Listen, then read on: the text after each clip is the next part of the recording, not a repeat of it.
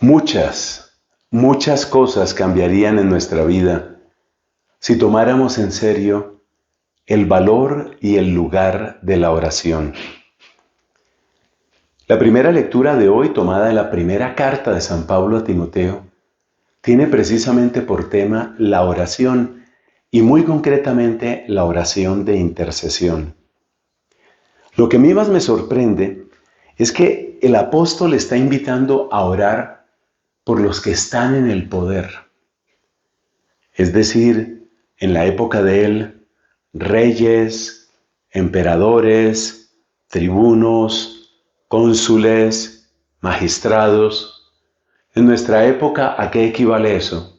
Pues en la mayor parte de los países equivale a los poderes que conocemos, es decir, nuestros jueces, poder judicial, nuestros diputados o congresistas o parlamentarios, es decir, poder legislativo, y por supuesto, los alcaldes, gobernadores y presidentes.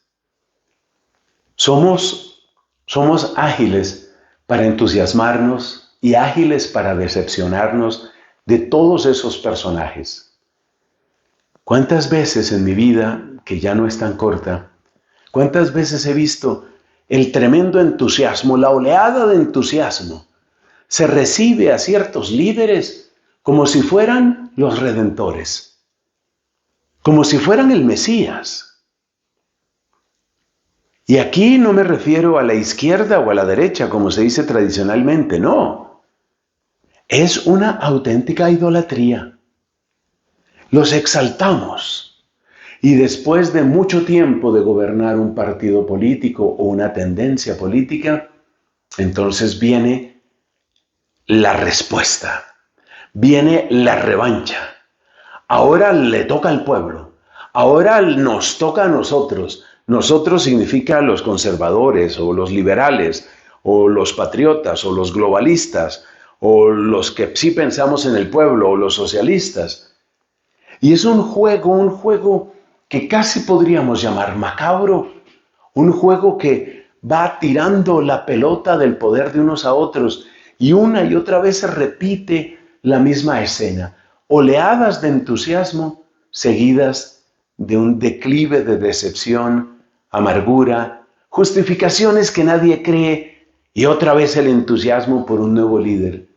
Es que no nos vamos a dar cuenta nunca que esa sola confianza en la carne, en el ser humano, no va a ninguna parte. Hay un texto impresionante en el profeta Jeremías, un texto impresionante en el que este profeta de parte de Dios dice: maldito quien confía en el hombre, quien pone en la carne su confianza. Y si esas palabras hay que tomarlas en serio, pues creo que muchos de nuestros países están bajo maldición y están incluso corriendo tras nuevas maldiciones, porque se mira como que esta es la única esperanza y en este otro país esta es la esperanza y ahora sí vamos a cambiarlo todo. Yo creo que a ese entusiasmo lo mínimo que hay que ponerle es una cabeza mucho más reposada, mucho más fría. Oh, si nos hace falta esa famosa, esa proverbial cabeza fría. Pero más allá de lo simplemente razonable, lo que nos hace falta sin duda es mucha más oración, bastante más oración. Porque esos seres humanos, cuando llegan finalmente a una Corte Suprema, cuando llegan a un Senado, cuando llegan a la presidencia de la República, siguen siendo carne.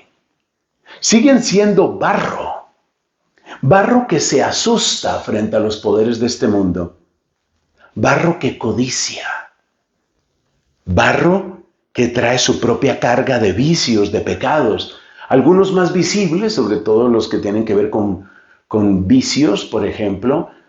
Tenemos el caso de líderes que son alcohólicos, que son drogadictos, que son mujeriegos, que son exhibicionistas. De esto ha conocido la humanidad abundantísimamente.